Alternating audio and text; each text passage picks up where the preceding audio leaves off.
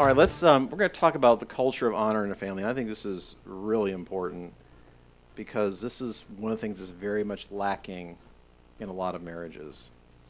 Um, Culture is a way of thinking, behaving, or working that exists in a place or organization. It's a way of thinking, it's the way you think, it's the way you behave, it's the way you work. Okay? That's the culture. We need to have a culture that thinks, behaves, and works with honor in our family. I've seen too many families where either the wife or the husband is disrespected, even in public. I told a guy one time, I said, your wife should never be the brunt of your jokes in public. It was awful, you know. It was just awful. Or you should never yell at your wife in public. You should never argue about something in front of your kids. That's why I tell young people, I said, if the husband blows it big time and he says something that's just totally off the wall, you don't argue with him right there, because what you're doing is you're setting up a power struggle between the two, because then he knows mom's going to take my side in this matter. You take your husband aside into a quiet place in the bedroom, whatever, and you give him the opportunity to be able to make things right. Honey, what you just said was totally unreasonable. You realize that Johnny can't be grounded for a year. It's just not going to work. So, for your best interest in his, I think it would be good if you went into him and kind of ameliorated that judgment, maybe grounded for a day or two. Then the man can save face in front of his child. He can go in there and say, Johnny, I was a little bit extreme in that, and after I came to think about it, I think you're going to be grounding for a couple of days. What that does is it allows the husband to be able to go to his child and apologize, which is an incredible thing for a father to be able to do that to his child. Second, the child doesn't go, well, it's just because mom said it to you, so you don't hear that. And it also doesn't set up contention between you and your wife or you and your husband, because there's that. Men don't like to fail. They don't like to be shown up, and they don't like to fail, and they don't like criticism. I know that women don't like it either, but it's a big thing with men.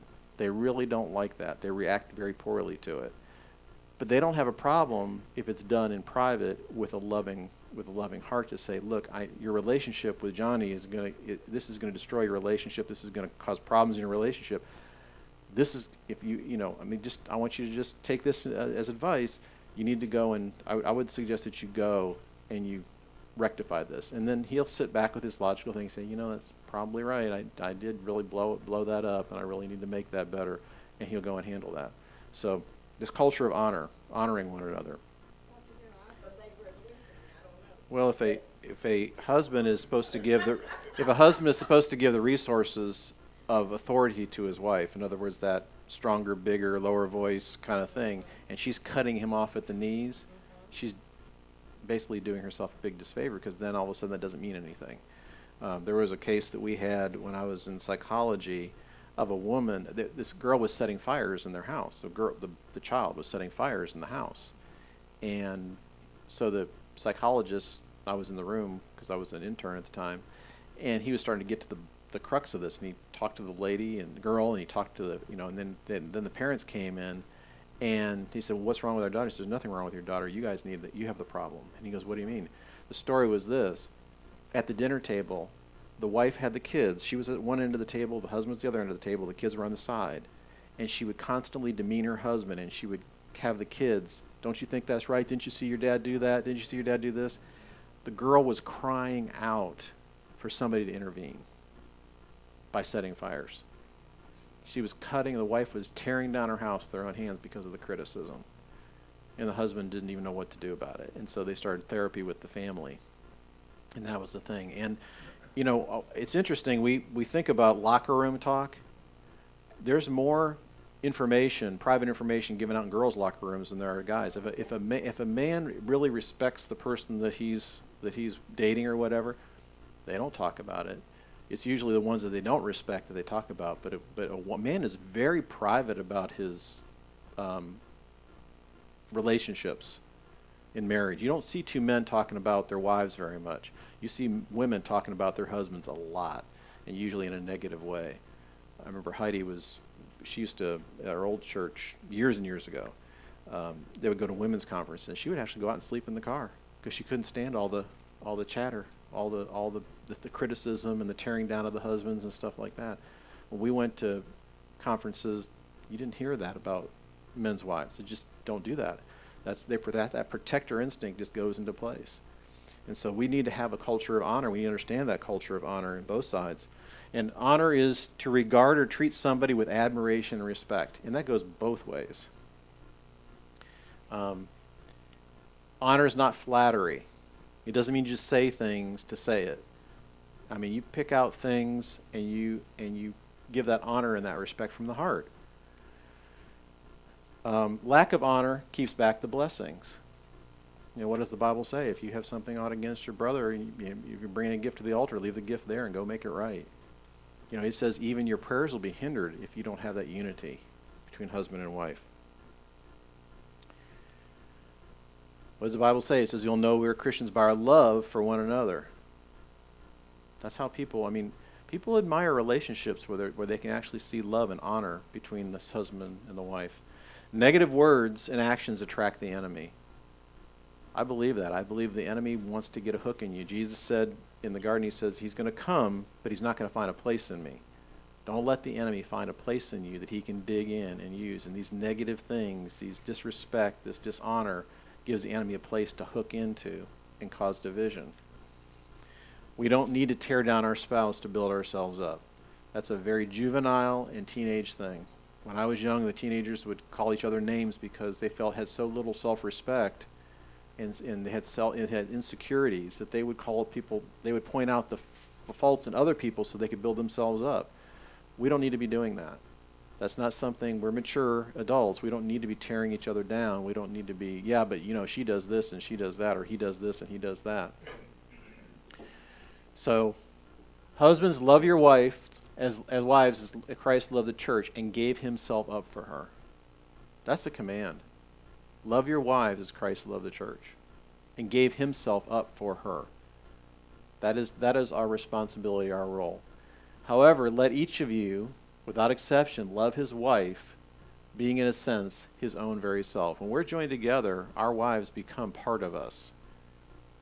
I don't know how you are in marriage or how you are in relationships, but I know with Heidi and I, it's sometimes hard for me to realize that she's not me. We've been together so long, you know, we knew each other 9.5 years before we got married, and then we've been married for almost 35 years. That's a long, long time. I don't even know what it would be like to live without her because she's become such a part of me that she's an extension of me and I'm an extension of her. You know, this honor, when you're honoring your wife, you're honoring yourself. When you're honoring your husband, you're honoring yourself. And that's the end. Let the wife see that she respects her husband and reverences her husband, that she notices him, regards him, honors him, prefers him, venerates and esteems him, and that she defers to him, praises him, and loves and admires him exceedingly. This is the Amplified Version. You notice it says, we talked before, that men are supposed to love their wives. We're talking about 1 Corinthians love. We're not just talking about that emotional love. We're talking about the whole ball of wax, you know. And women have to be reminded to respect their husbands. Men really, let's put it this way, most men would really rather have respect than love. It's probably hard for to understand, but there is something about that. Well, Heidi used to tell me, and she said, I'll live with you even if it's in a shack. She said, it doesn't matter what I have because I love you. I respect you. You're the one I picked. That, you don't know what that did for me, because that burden, that financial responsibility, that provision responsibility, sometimes you just want to go all out and you don't have it. You don't have everything that you would like to do for her. And for her to take that load off of me by saying, it doesn't matter what we have. I want you. You know, or when I come home, to have somebody that I can talk to that isn't trying to tell me, you know, let's say there's a problem at work. It's not taking the side of the people at work, right? It's saying, honey, I'm sorry that really caused a problem. You know, sometimes you really, it's really nice to have that person who's on your side. Wives, be subject, submission. I like the word adapt yourselves. Adapt yourselves to your own husband as a service to the Lord. Become like a chameleon. Adapt yourself to the way he is. And every man is different. Adapt yourself. Be that help me. Adapt yourself to that.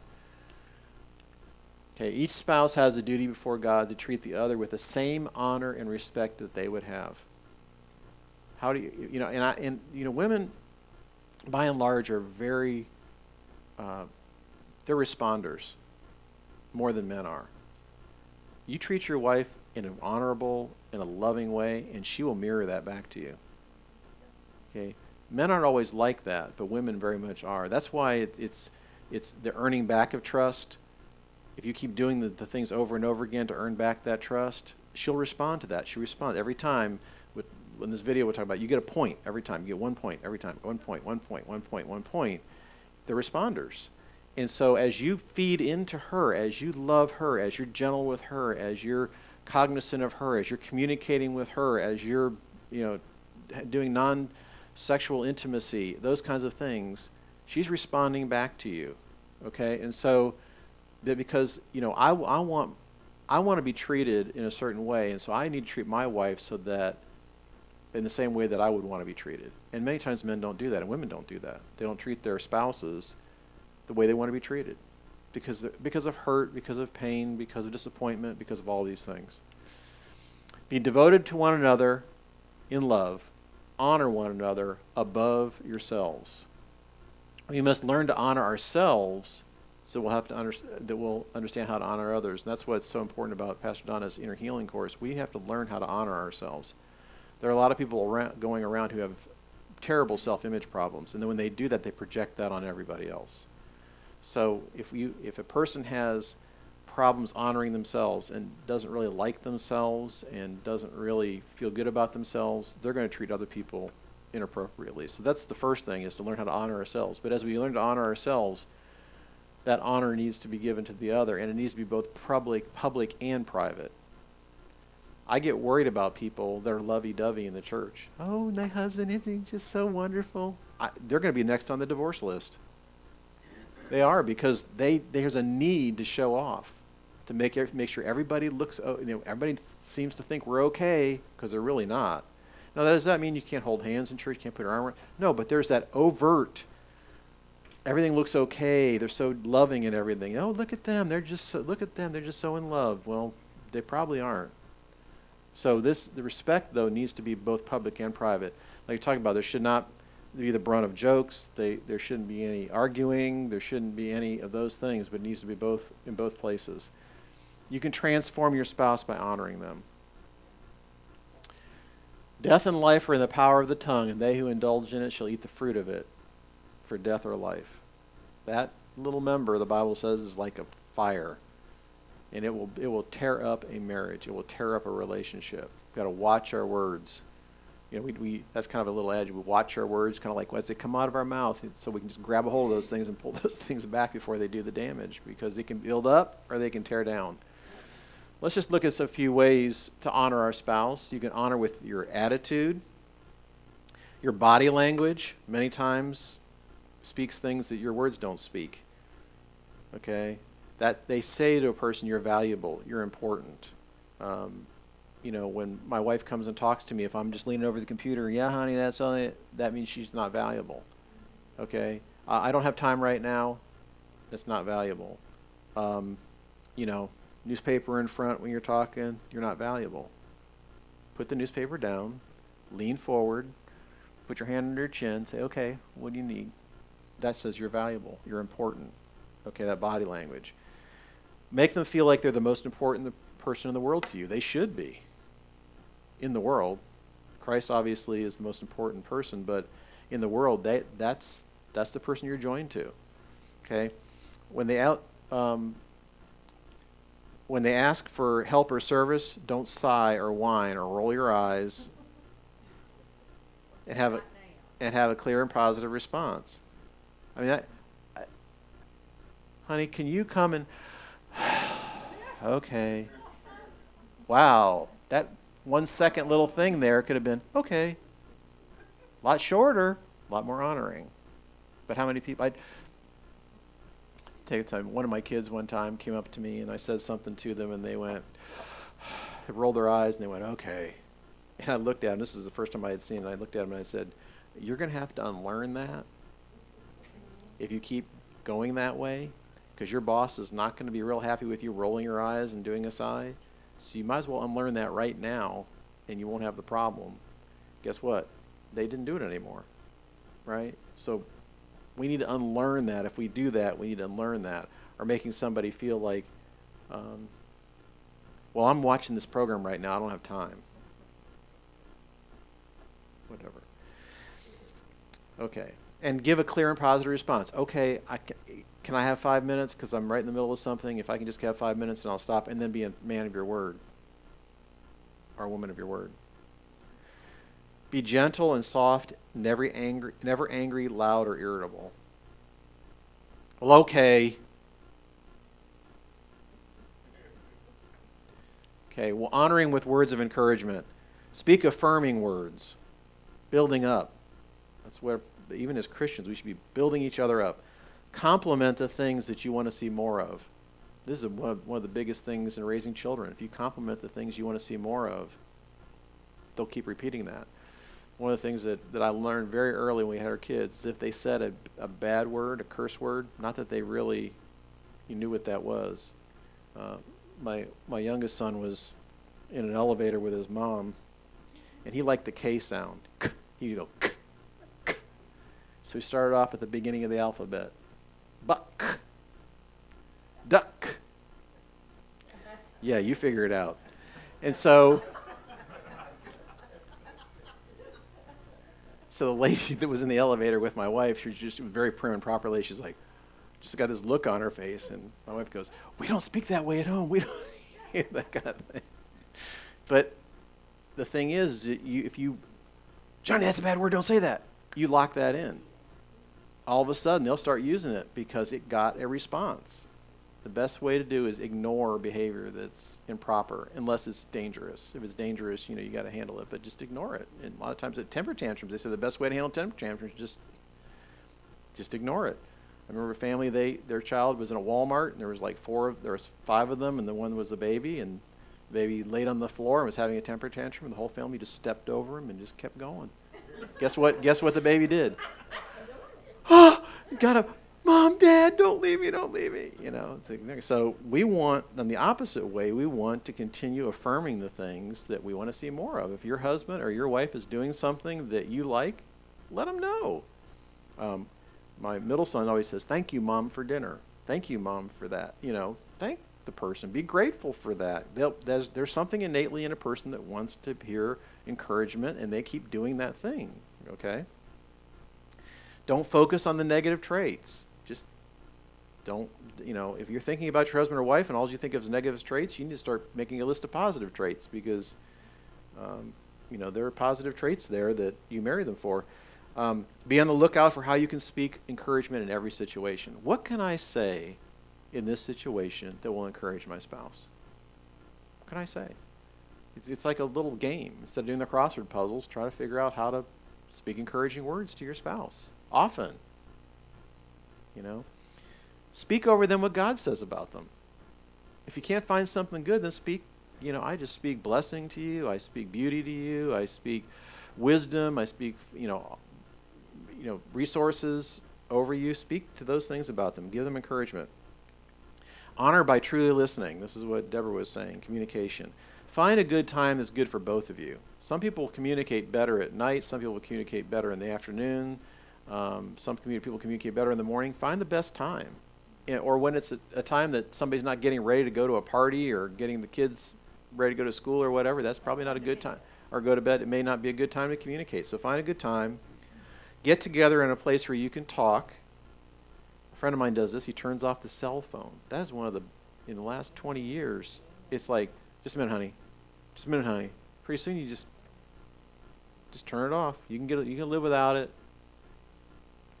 for at least those minutes.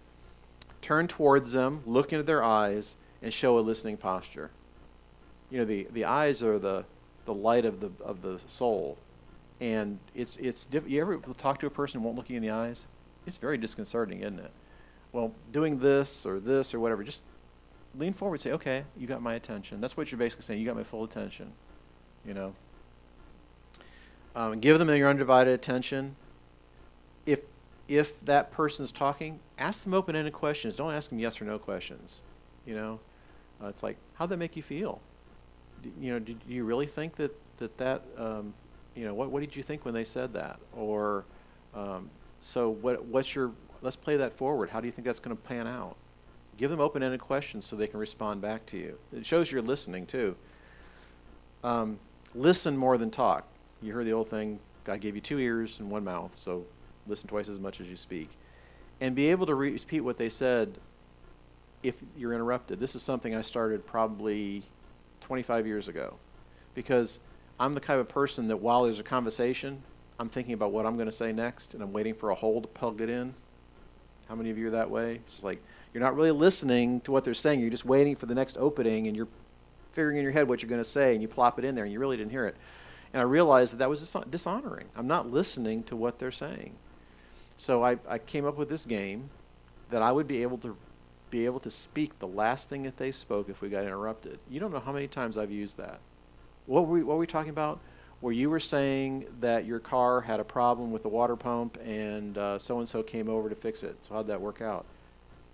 It's showing I am really listening to what you're saying. It keeps you from doing the other thing, trying to figure out what you're going to say, because you're listening. You're really listening. What's the last thing you're saying? If we ever get interrupted by whatever, a cell phone call, and especially nowadays with cell phones, I've been able to go back and say, this is the last thing we were talking about. Do it over. I probably do it at least 5 times a day with people, especially at work. So so they know that I'm listening. Honor the person with your actions. When you see them for the first time in a while, show them that you're glad to see them. One other thing that I do with people is, first of all, if somebody comes and talks to me, and I do this more at work than I do at home, and I got to start doing this more at home. Instead of just sitting, because I face the door, it's just to my back. So when I'm working on the computer, I will literally turn towards that person, stop what I'm doing, turn towards that person, and look at them in the eye and give them my full attention. Okay? So that's an action. The other thing that I do is when I see someone, if somebody comes up to me, and this isn't all the time, but I try to do this as often as I can. If somebody walks in that I haven't seen in a while, instead of they'll say, hey, Joe. I'm like, how you doing? Instead of doing that, I look at them and go, Phil, how you doing? See that? And the brightening of the eyes and the lifting of the head shows honor. Mike, how you doing? I mean, doesn't that do, as a person, it's like, oh, he's glad to see me. There's an honor there. Instead of, hey, how you doing, Mike? Hey, just, Mike, how you doing? And you're asking a question, and and people love to talk about themselves. So ask a question. I mean, it isn't all about you. It's one of the things I try to raise my kids with was, people really don't want to hear about you. They want to talk about themselves. So you really want to be a person that people like, be a person that asks people about themselves. I have a lady at work, and she's an introvert, and she really isn't a very talkative person. And she went to a party with her husband, and her husband came and said, they just love you. And she goes, I didn't say anything. And she goes, they're saying that you just are the best listener and you're the best conversationalist. She goes, I didn't say anything. I just sat there and just listened to them. People think you're interested in them if you listen to them. So by saying, how was your day? And I'm not talking especially husbands to wives. How was your day? And letting her talk about that brings honor in the actions. And we're going to talk about love language. Love language, find out what their love language is and speak their love language. That's real important. That's an honoring thing.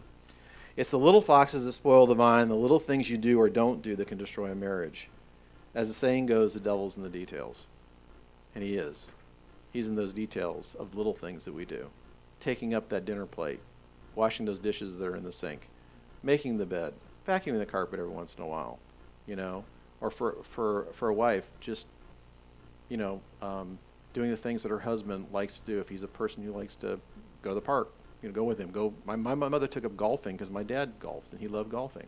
just little things that you can do that show honor. I'm interested in what you do. I'm interested in what knowing, hey, honey, how was your day at work? Fine.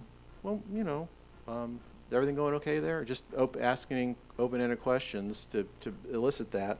Men, a lot of times, don't want to be talked to right when they come home from work. Once they relax and everything's going well, they'll open up. But women are a lot of times, especially women who have young kids, when their husband comes home, they're ready for any kind of mature conversation.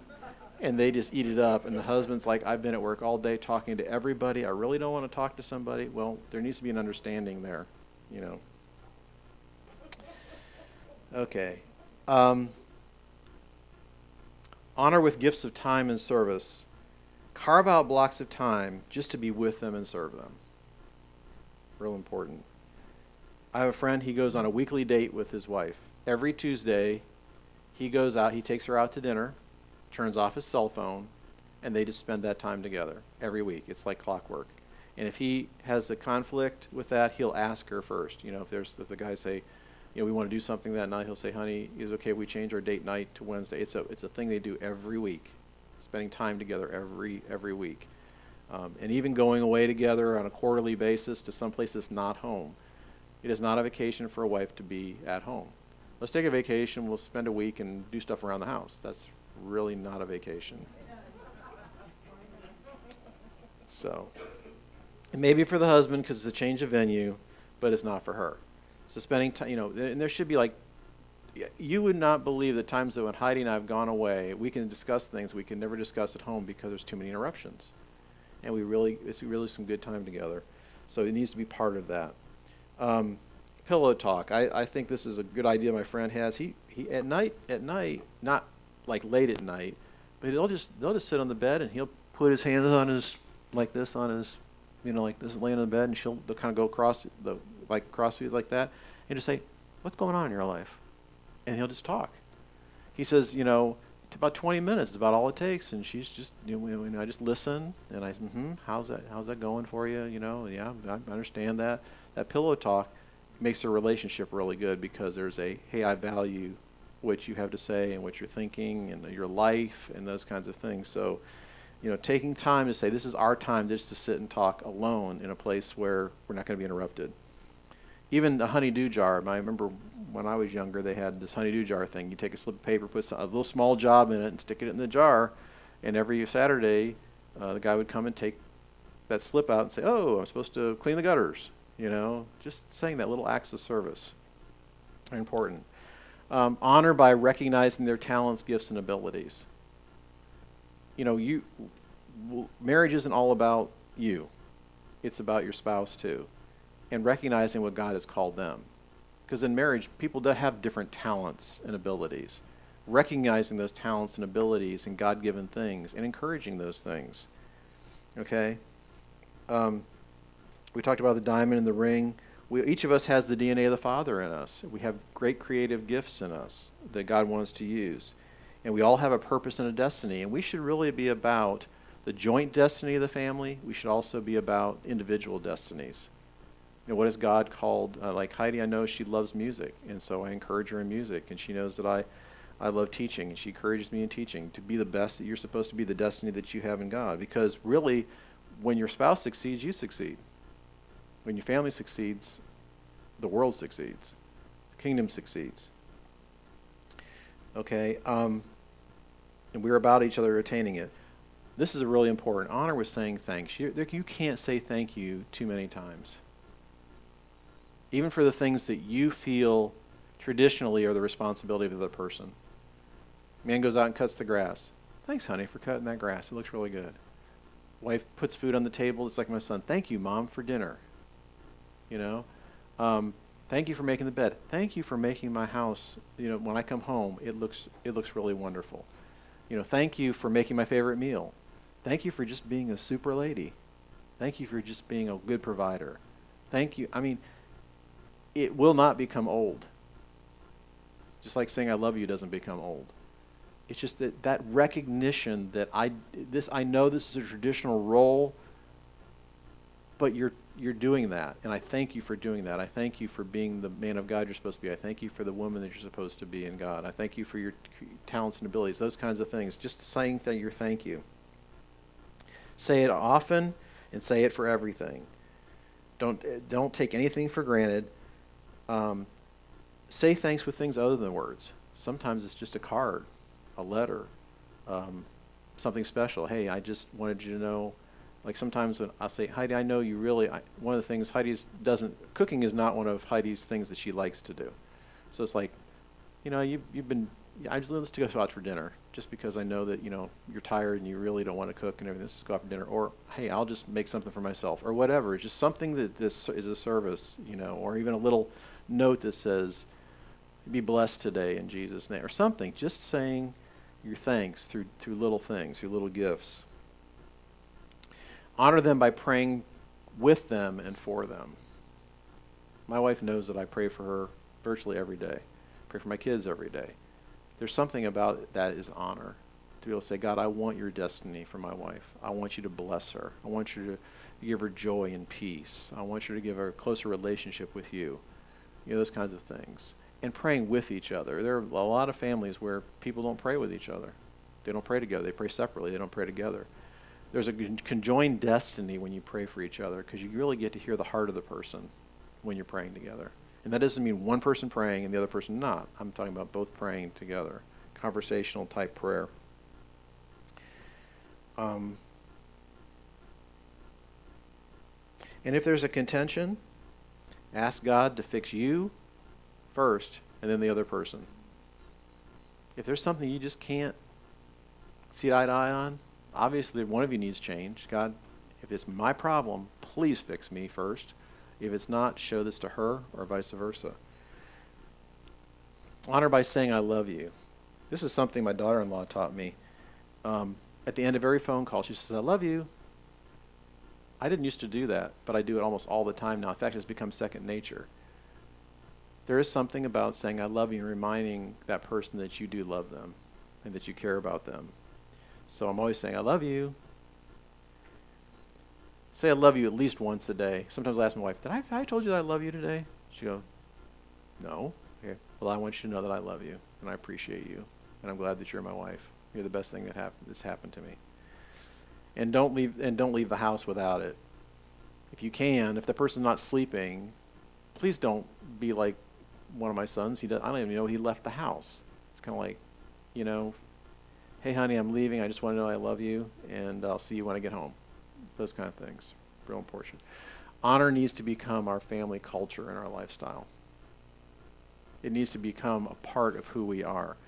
It will transform your marriage if you have a culture of honor in your home, because your children will feel honored, your guests will feel honored. There will be a different atmosphere in your home as the honor is there, because as we're honoring each other, we're also honoring God.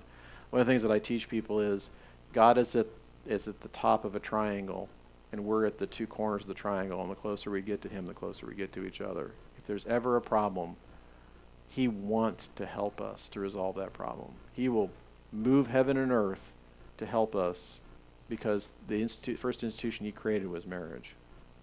So let's see, what time is it? Okay. All right, let's just take a 10-minute break. Everybody get up and stretch and